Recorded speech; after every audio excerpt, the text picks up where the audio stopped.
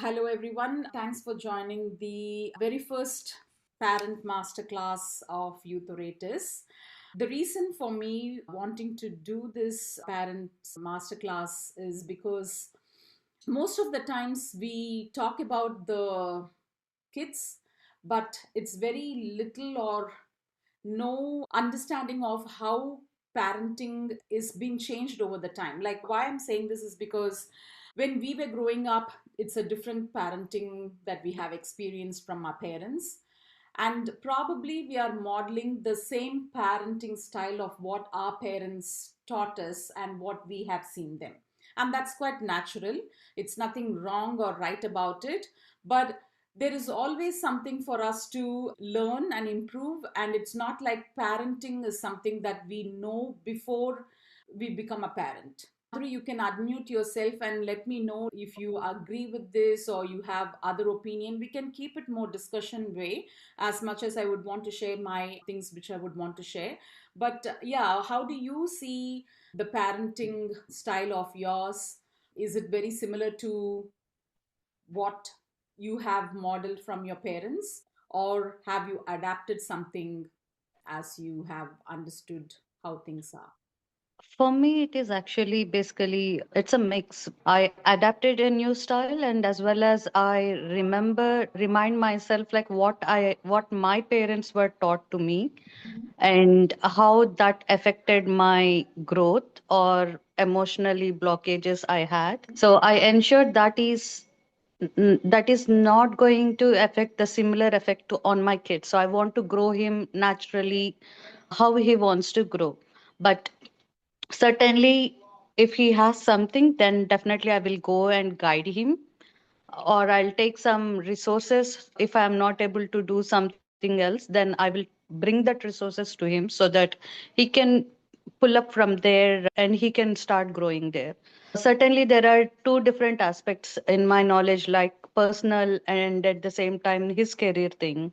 So, personal side, though I come from an Orthodox family, I know how we are raised, and I see my son is growing here in Australia. So, it's a two different cultural vibes he is growing in. So, I from my side, I don't put any restrictions or you have to do this so and but I will explain him, if you do this is what it is, and I will show him as a life experiences when he goes through it, so that he understands better than what I say verbally. So when he understands that, then he naturally in he adapts to that things like, okay, mom and dad, you were right at this stage, you told me this but I did not listen, but now I understood that. This is how he starts learning. Beautiful. And then if he likes, then he's growing there, he's making it as a part of his personal life or personality. Otherwise he knows like where he's bit mature to understand like what he needs and what he doesn't needs things. Yeah, perfect. And I think, yeah, pretty much that is what I wanted to cover today as well, Madhuri. So Okay. that's good. And sometimes what we do is, or even rather, what I was doing as I was, when my son was in his pre-teens and teens, I used to tell him do this. But seems like he was not able to get it.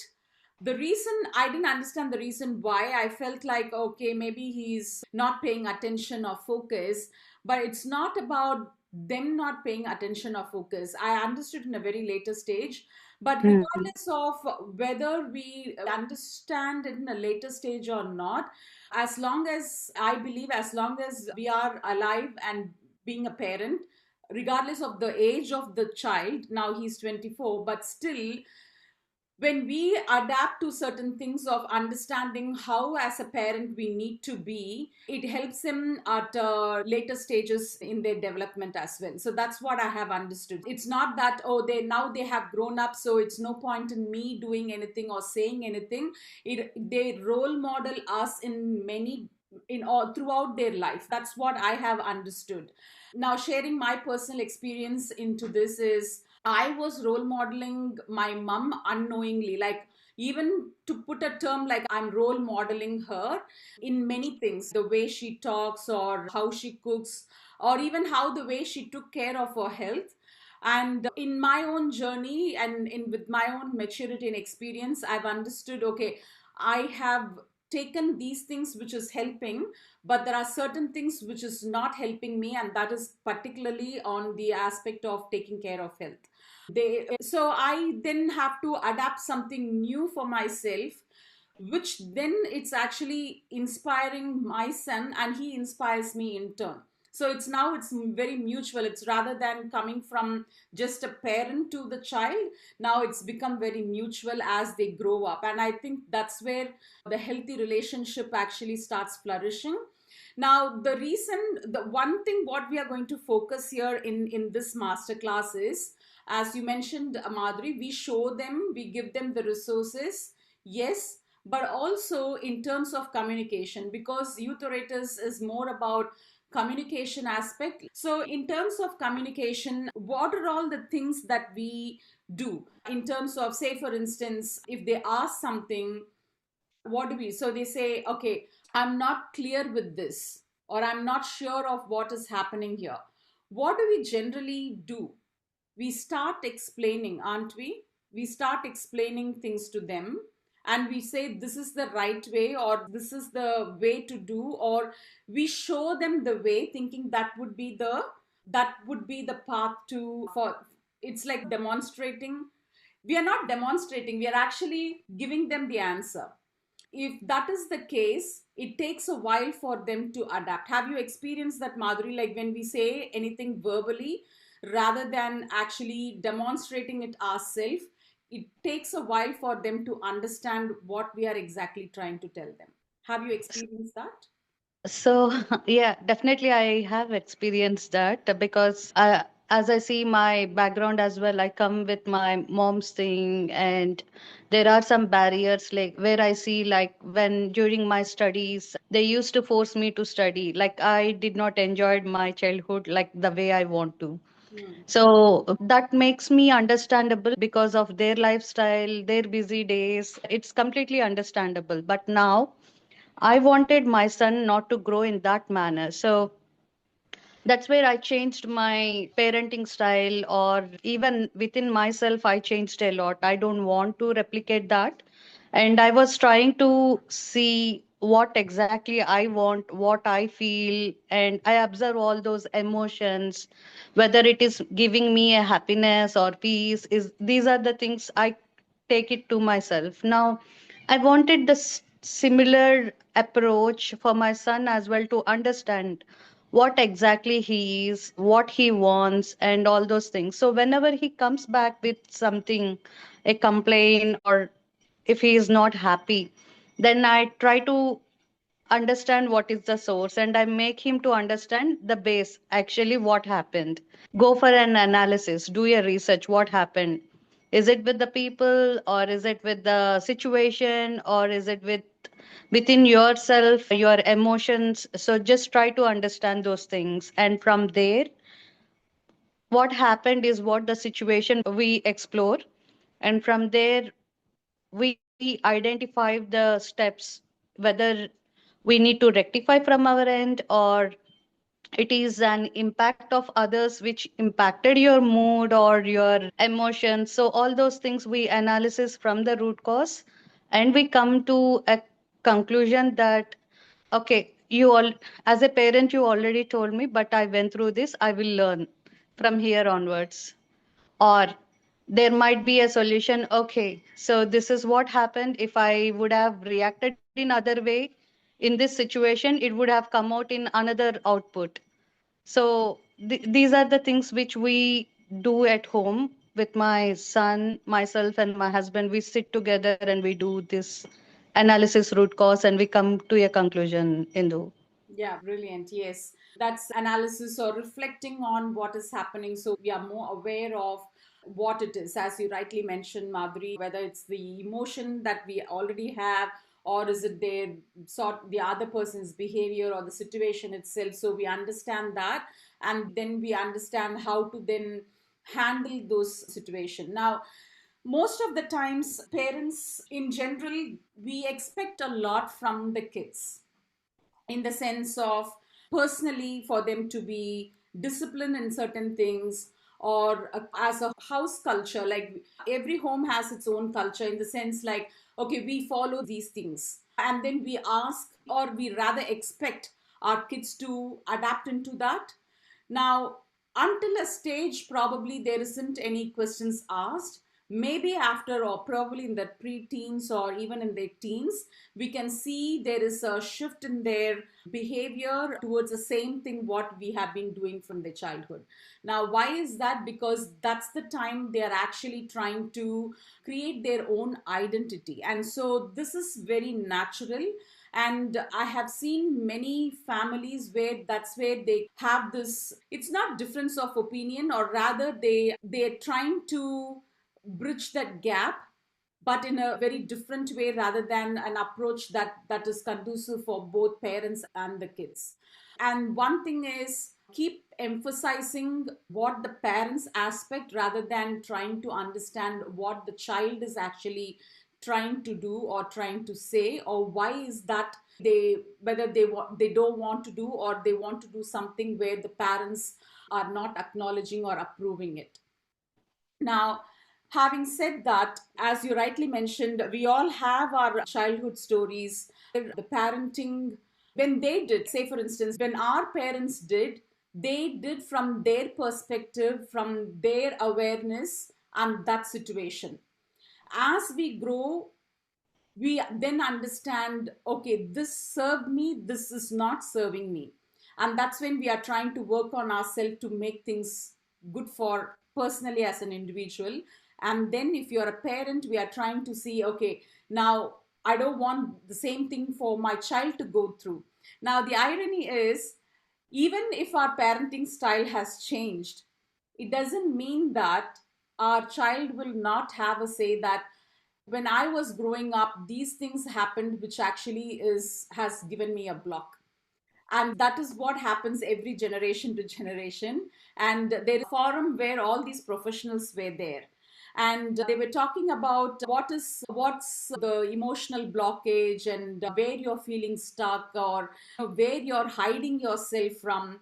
And it's unbelievable, in that room almost 99% of the professionals, they said it is because of the childhood wound, especially created by their parents. So Hmm. it's not a deliberate one, the parents are doing it. Sometimes, yes, because in parenting style, we have four types of parenting style. So the four types is based on the warmth and the control. They have classified into four types. So the first type is authoritative parenting. And authoritative parenting is, they are warmth, but then they give the guidance and the structure to the kids. So it's like too much, like they are really warm, they are caring for the kids, but at the same time they have equal amount of control in their upbringing. So that is authoritative parenting. And the second type is authoritarian parenting, which is, it's they are more in control but less of warmth. They are like, you just obey without asking any questions. That is the style of parenting sometimes parents get to adapt. And there is another third one, which is called permissive parenting.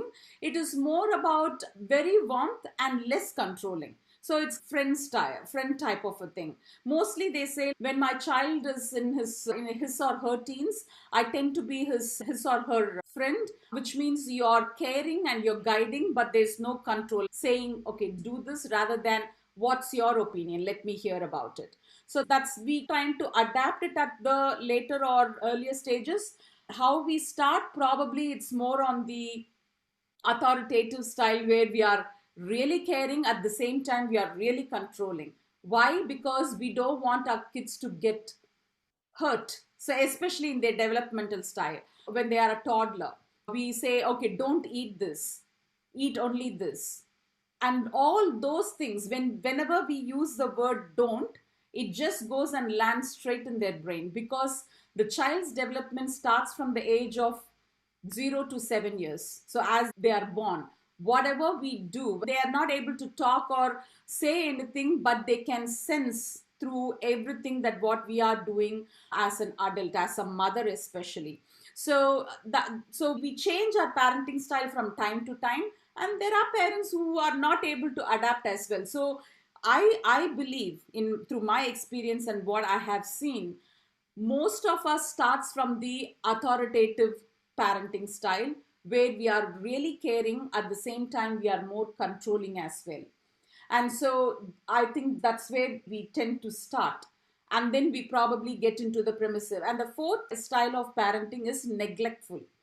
Neglectful is they are not really showing any caring or warmth, rather they don't even control. So it's, I'm not too sure what my child is doing, I've just let them do what they have to do, and there is no caring or guidance either. So there is a neglectful or uninvolved parenting style. And there is another one which I really don't want to quote much. There is also called narcissistic parenting style as well.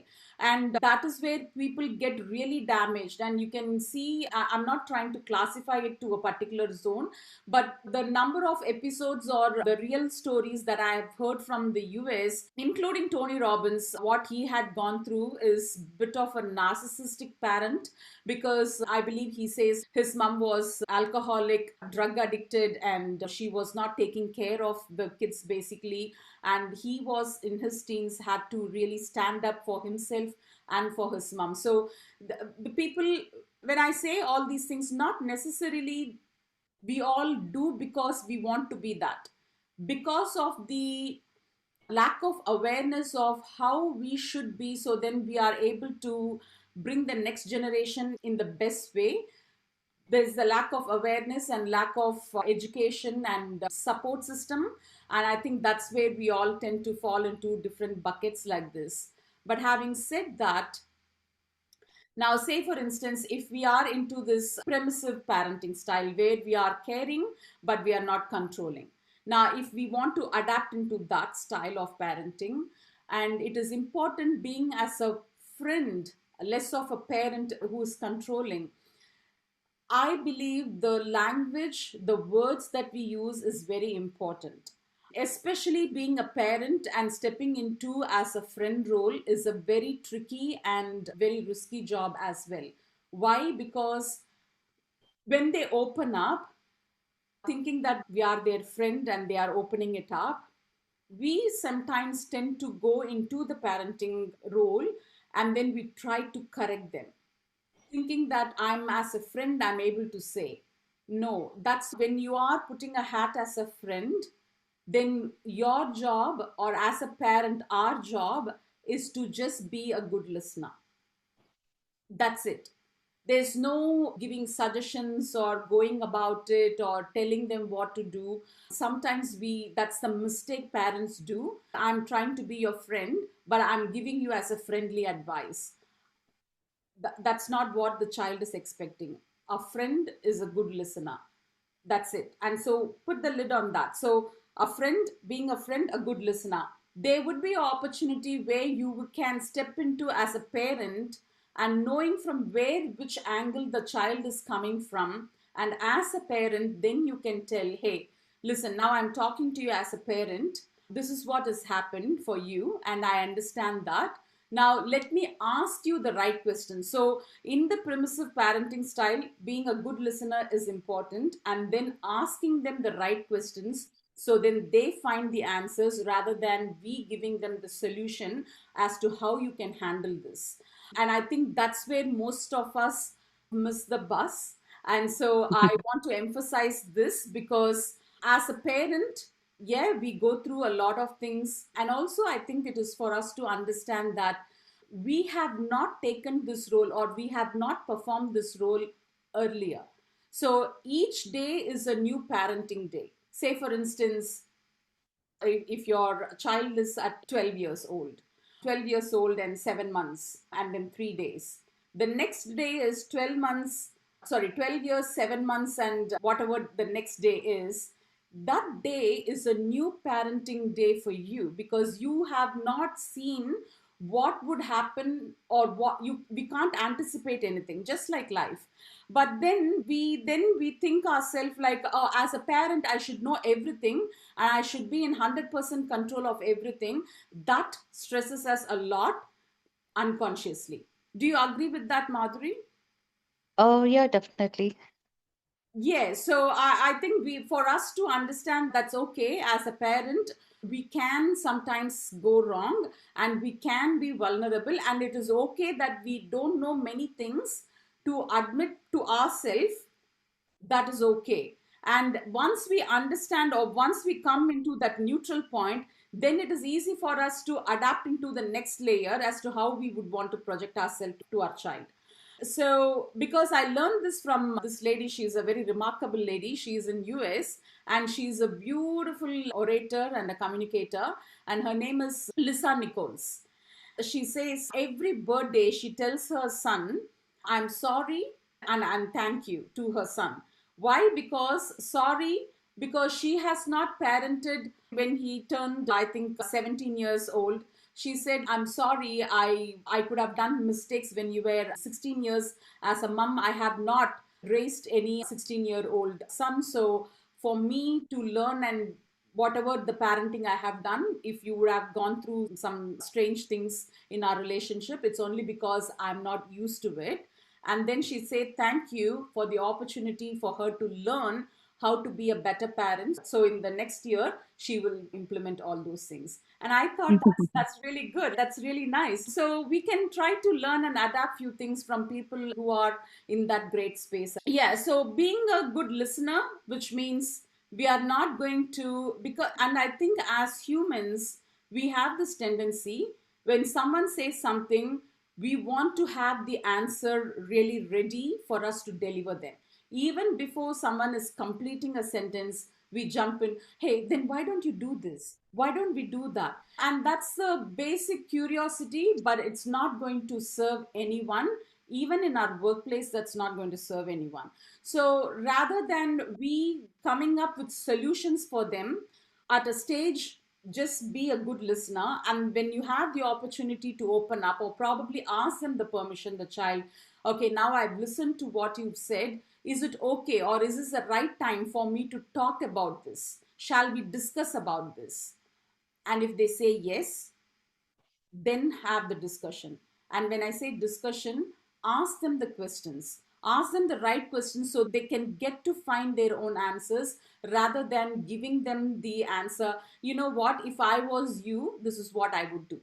That is not the best approach, in my opinion, because they are not us.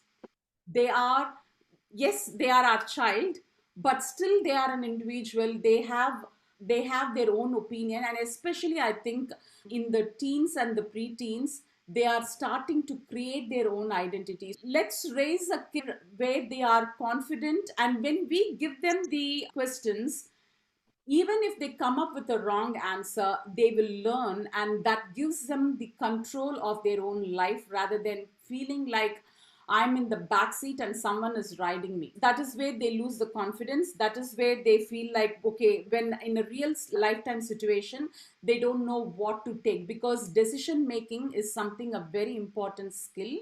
And I lacked into that skill. Well, this is getting recorded and this is the real fact. Until I was 40, until I was going through a real life changing moment in my life, I was so scared to take decision on even changing the utility provider. I was so scared. Like, what could possibly go wrong if I have to change the utility provider? Nothing would go wrong. But then I was not given the opportunity to take a decision. And so, even for me, the simplest thing was a big task. I was scared to death, if that is not the least word that I can use. I could not. And then I had to really build this. And I think with God's grace, I got into this life coaching. So I had the opportunity to learn and then grow mature in that aspect. So now I'm taking major decisions in business or even at family or with my personal health. Now it's become easy because I have been taking a lot of micro decisions. That's what the child has to learn, to take micro decisions.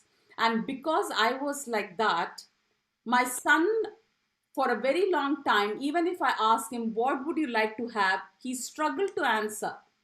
He would not be able to say, this is what I would like to have when going to restaurants, or if I have to order a takeaway, or if I ask him, what do you want to have for dinner? He would not, and that's a very simple thing. Just say this or that. it was not possible for him because he had role modeled me, because I was struggling to take a decision for anything and everything, because I was like, oh, if I go wrong. So that's why it is important for us to encourage the kids to take micro decisions in their life. So then, when the real situation, real time comes, they are able to take a confident decision in their life, because we cannot be there with them all the time. And I think that's where my parents failed as well, by not allowing me not to take the decision. But anyhow, having said that, that is their perspective, that is their awareness, and they did their best what they can at that point of time. Now, having said that, I really want to emphasize this. Some parents may not agree, or they may not even like me saying this. Regardless of how you think your parenting is so good, they will still have something to say that, Ma, you didn't do this right for me at that stage. They will still have, because their experience, their awareness is different to what we are operating from. So do not get disheartened if they say that. Just only understand that whatever you're doing at this stage is right according to the knowledge and the awareness that what we have. And yes, there is always a continuous improvement in how we can show up for our kids, and how we show up for ourselves. And most importantly, the one other point I want to touch base here is, when we ask them to do something, say for instance, this I'll give you with an example, and I think I've told this to some of the parents as well. When we are asking a child to be disciplined in certain things, say for instance, we ask them to wake up early in the morning. Yeah. Yes, because we are all working, we do naturally tend to wake up early in the morning. And but if not, like, we expect our kids to do certain things. Some other example, say for instance, we ask them to do some physical exercise. Let's keep it like that. And when we say that because we think we are disciplining them. And when we are not doing that, it becomes really hard for the kid to stick to that, because again, the child sees whether the parents who's saying that, are they doing that, or they are only saying it. A very good example. So this is a nutritionist who gave this example. The nutritionist, this preteen kid came to their clinic, and the child's gut health was not really good. So they gave the child a description of what to eat, how to eat, and the only thing they said is, while you're eating, I want you to have a mindful eating. So do not watch anything, especially in the front of the TV, computer, or holding any gadget, but rather enjoy the food and see what you're having. That's all. And then for us to see whether that's what you're doing, I want you to take the picture of you when you're having the food. So this child has kept sending the picture to the nutritionist, and the picture was such that, like, the picture, the this person who's having the food is having a hoodie and sitting in front of the TV, and the plate on the table, and that's how the picture was taken.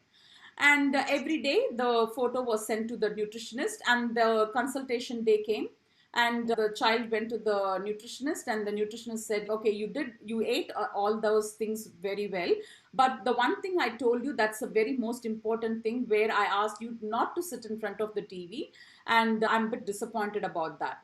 But the child replied, that's not me, that's my dad. When we are saying we are trying to discipline it, and when someone in the household are not following it, we can never have the discipline around that house. It is very disruptive, and I've seen that. When I wanted to go for gym, my son, sometimes he would have, like, for a, say for instance, a month or so, he wouldn't go anywhere, and that point of time, it was very hard for me to step out of the house and do. But when he is going, I'm motivated. When I'm going, then he's motivated. Now it becomes mutual. And I think that's what we need to understand in the family dynamics. We are not just raising a kid, we as a family need to be coordinated in certain things. When we expect that from others, when the child is expecting from the parents, the child should demonstrate that. Likewise, from parents expecting something from the child, parents should demonstrate. That's where the connectedness will be, and I think that's where we can raise a child with confidence where they are able to express themselves. So that's what it is. Madhuri, I've been talking for quite long. But I'm listening to those nice points actually. That's actually, in fact, a true good points you were raising, Indo. Like, those are the points which, as a parent, we should be mindful on. Like, when we say something to our kids, we believe as well in our family that we need to be a role model for them. And so that's how, for example, so earlier we used to tell my son, like, as soon as you do your bath, go and sit in front of God and do your prayers. When we say something like this, kids doesn't like that. They doesn't understand as well. So what we changed is, like, my husband, he started as soon as he wakes up early, he takes the bath, and then he sits and he lights the lamp. And as soon as he started this for a week and 2 weeks, then there is a change in my son as well. He started lighting the lamp before my husband do, and even if he's there or I'm not there, he started doing whatever the one which we teach him, he started doing for himself. And then he goes and has his breakfast prepared, kind of things. I totally understand and agree with you with your points. Like, as a parents, we should show what exactly we need to do, and then from there they will learn and they will cultivate those things in their personality. Yeah, that's right. And if I can go a bit more deeper into what you've just mentioned, Madhuri, yes, lighting the lamp and going in front of the God and doing that, what actually is the outcome for that? Now, in the sense, we need to tell them worshiping God is one thing, but what is it bringing for the individual?